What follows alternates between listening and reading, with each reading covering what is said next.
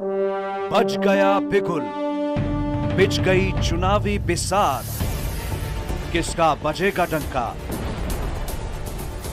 और किसकी होगी मात। सत्ता के सबसे बड़े चुनावी दंगल की सबसे बड़ी कवरेज,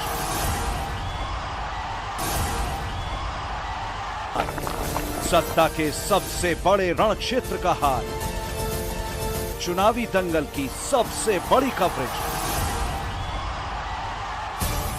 विधानसभा का महासंग्राम सिर्फ।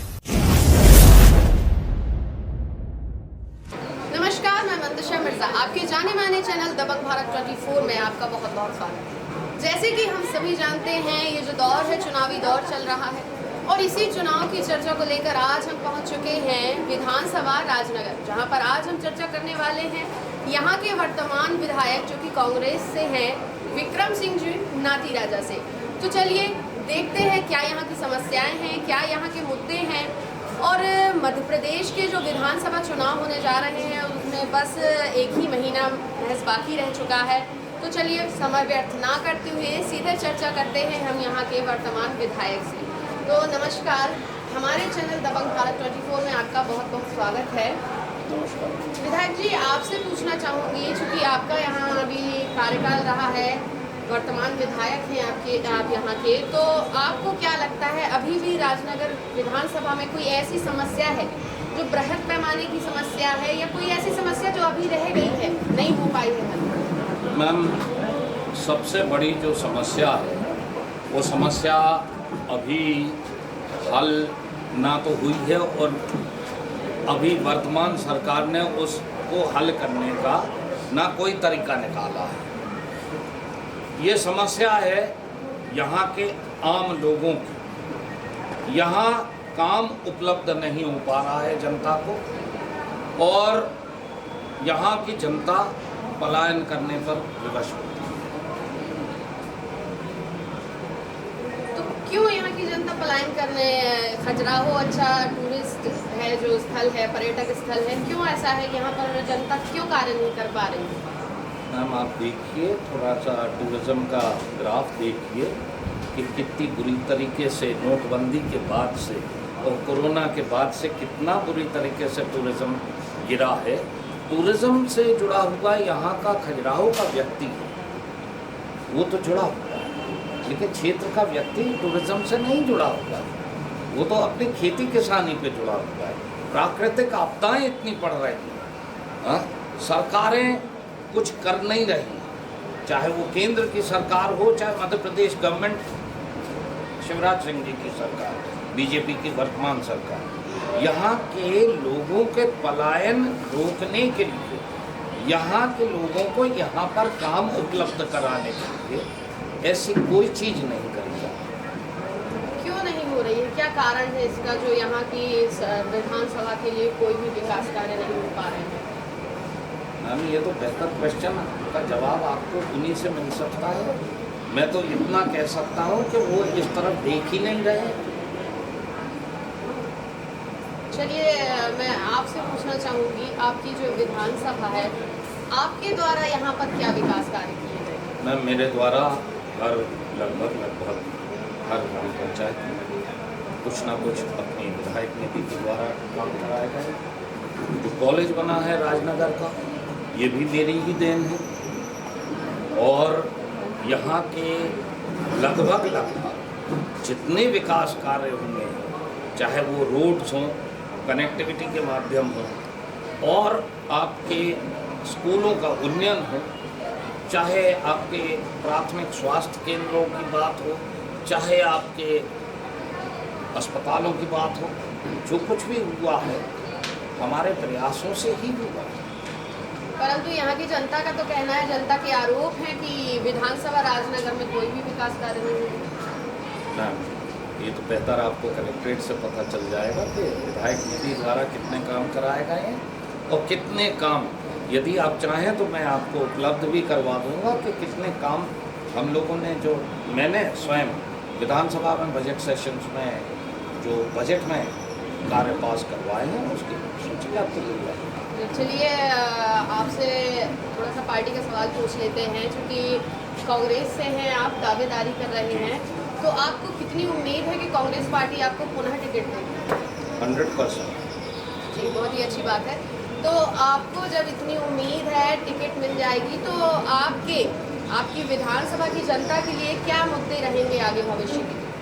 भविष्य के लिए मैम, पहली बात तो ये है कि सरकार जब बनेगी, कमलनाथ जी की सरकार बनना ही है, और कमलनाथ जी की जब सरकार बनेगी तो क्षेत्र के ऐसे काम जो वर्तमान सरकार ने नहीं किए, और 18 साल सौतेला व्यवहार जो हमारे क्षेत्र के साथ में किया गया, उसका हम भरपूर लोगों को लाभ दिलाने का काम करेंगे। कि लाभ किस सेंस में, कि यहाँ पे लोगों के लिए रोजगार उपलब्ध हो सके। दूसरा, जो हमारे कमलनाथ जी की मंशा है कि हर ग्राम में, हर ग्राम पंचायत गौ सेवा केंद्र, गौशाला के माध्यम से जो आवारा तरीके से गौवंश घूम रहा है हमारे यहाँ, जिसका कोई धनी दोहरी आज की तारीख में नहीं है। उमा भारती जी की सरकार बनी थी 2003 में, बड़ी बड़ी बातें हुई थी, गोकुल ग्राम बने थे, परंतु उस पर अमल कुछ हुआ नहीं, अमल होता नहीं है। कागजों पर भरपाई कर दी जाती है, खाना पूर्ति कर दी जाती है, लोगों तक वास्तविक लाभ नहीं पहुँचता है। जी विधायक जी, आपसे पूछना चाहूँगी कि कुछ ही दिनों पहले कांग्रेस पार्टी के द्वारा एक जन आक्रोश की यात्रा निकाली गई थी, तो उस आक्रोश की यात्रा का क्या उद्देश्य था, क्या उसके मुख्य कारण थे, क्या जनता को संदेश पहुंचाना था, कुछ बताना चाहिए?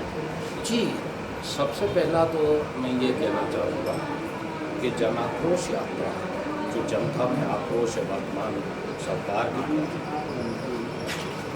उसका जनता से रूबरू होना और जनता तक कांग्रेस पार्टी की बात को पहुंचाना। जैसे कि हमारे कमलनाथ जी ने एक वचन दिया है कि किसान को 5 हॉर्स पावर तक की बिजली मुफ्त मिलेगी कांग्रेस की सरकार में। गैस सिलेंडर 500 रुपये में मिलेगा। महिलाओं को जिन्होंने नारी सम्मान योजना के फॉर्म भरे हैं, जिनका रजिस्ट्रेशन हो गया है, उनको प्रति माह 1500 रुपये मिलेगा। वर्तमान सरकार 1000 रुपया दे रही है, आपको भी पता है। 1500 रुपये हमारी सरकार बनने पे इनको मिलेगा। जी, भाजपा की सरकार के द्वारा ये जो योजना चलाई जा रही है, लाडली बहना योजना, तो क्या लगता है आपको, क्या ये योजना 18 सालों में नहीं आ सकती थी? क्या 5 सालों में नहीं आ सकती थी? चुनाव के टाइम ही ये इन योजनाओं का लाना, क्या भाजपा का जनता को आकर्षित करना है, सिर्फ वोट बैंक बनाना है? क्या कहना चाहेंगे? ये जनता के लिए और ख़ासतौर से महिलाओं के लिए एक चुनावी लॉलीपॉप की तरह भारतीय जनता पार्टी की सरकार ने दिया है, जिसका कोई वजूद नहीं है। और इसमें भी जो गांवों की वास्तविक जिनको ज़रूरत है, जिन महिलाओं को, जिनके पास में आज की तारीख में ओढ़ने, पहनने, खाने पीने की व्यवस्था सही सुचारू नहीं है, उनको मिलना चाहिए था, परंतु भारतीय जनता पार्टी के कार्यकर्ताओं द्वारा उन लोगों के फॉर्म नहीं भरवाए गए हैं। ग्राम पंचायतों में उनके फॉर्म भरवाए गए हैं जो चिन्हित हैं कि ये भारतीय जनता पार्टी के लोग हैं। और विधायक जी, आपसे पूछना चाहूँगी कि सोशल मीडिया पर अभी काफ़ी तेज़ी से एक फ़ोटो वायरल हो रहा है, जिसमें लिखा है कि कोरोना काल में जब महिलाओं को, लाडली बहनाओं को थी, जब परेशान थी, जब संकट का समय था, तब तो मामा जी ने ये 450 वाली योजना और लाडली बहना योजना नहीं चलाई है। इस समय, चुनाव के समय लाडली बहना योजना चलाने से मामा जी का क्या फ़ायदा है? कोरोना काल के समय में ये बहुत भयावह समय था। इस संकट के दौर से जो कोई भी निकल के बचा है वो भगवान की कृपा से बचा है। बाकी उस पीरियड में मामा जी की तरफ से कोई योजना नहीं, जैसा आपने प्रश्न किया, शिवराज सिंह जी की तरफ से कोई योजना नहीं। ग्रामों में हमारे द्वारा, हमारे कार्यकर्ताओं द्वारा और कुछ वॉलंटियर्स के द्वारा लोगों तक खाना भी पहुंचाया गया, रसद सामान भी पहुंचाया गया। जिसको जो आवश्यकता हुई उसको वो सामान वॉलंटियर्स ने, कुछ समाज सेवियों ने और हम लोगों ने ये काम किया है। परंतु सरकार की तरफ से कोई भी चीज़ उपलब्ध नहीं हुई। बस ये कह सकते हैं कि मेडिकल फैसिलिटीज़ में एक किट कोरोना की, जो व्यक्ति बीमार हो गए, उस बीमारी के आंशिक बीमार हुए या पूर्णतः बीमार हुए, उनको वो किट भर उपलब्ध हुई। उसके अलावा ऑक्सीजन की महामारी रही, ऑक्सीजन कहीं पे उपलब्ध नहीं रहा, परंतु वॉलंटियर्स ने और कुछ समाज सेवियों ने उस ऑक्सीजन की भी व्यवस्था की। विधायक जी, आपसे पूछना चाहूँगी कि जो कांग्रेस के दावेदार हैं राजनगर से, तो उनमें काफ़ी गुटबाजी देखने को मिल रही है जी, क्या सत्य है? कितना सत्य है? कांग्रेस पार्टी में कोई गुटबाजी नहीं है। ये उपद्रव करवाने के लिए यदि कोई किसी को भेजता है तो वो बात कांग्रेस पार्टी की नहीं है। कांग्रेस पार्टी ने तो इस बात को बड़ी उससे लिया है कि मतलब ये एक बहुत बुरी चीज़ जो उत्पन्न हुई थी उस दिन जब हमारी राजनगर में जन आक्रोश यात्रा पहुंची थी। तो कुछ लोग पहुंचे थे वहाँ पे तख्तियाँ उख्तियाँ लेकर के। तो हमारे जो शीर्ष नेतृत्व है, जो हमारे प्रभारी थे इस बुंदेलखंड अंचल के, आदरणीय अरुण यादव जी, उन्होंने मंच से भी कहा कि ये चीज़ सही नहीं है जो आप कर रहे हैं, या तो बैठ जाइए तो सुन लीजिए, और नहीं बैठना है आपको तो यहाँ से चलिए। विधायक जी, आपसे इसी तारतम्य में बस कुछ और सवाल, जो आपका जनता के बीच में जो आपका जनता से प्रेम है और जो जनता का आपसे लगाव है, तो उस लगाव को, उस प्रेम को देखते हुए जो आपके विरोधी हैं या आपके जो और भी दावेदार हैं, तो उनमें काफ़ी भय का जो है वो माहौल व्याप्त हुआ है। तो आप उनके लिए क्या कहना चाहेंगे? कैसा भय का माहौल? जो आप जनता से, आपकी जनता में पकड़ है, तो जो विरोधी हैं तो उन्हें आपसे भय कहीं ना कहीं लग रहा है।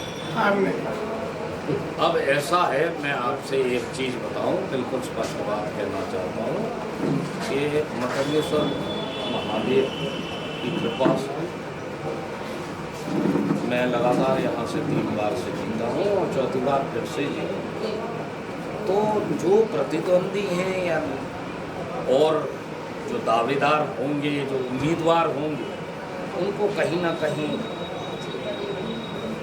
कहीं कुछ भय यदि होगा तो वो उनके मन की बात है।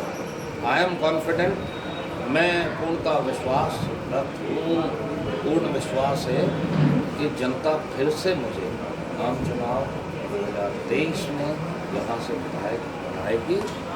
जय माता दी। धन्यवाद। ऐसी ही और भी जानकारियों के लिए बने रहे हमारे चैनल दबंग भारत में मंतशा मिर्जा के साथ। बहुत बहुत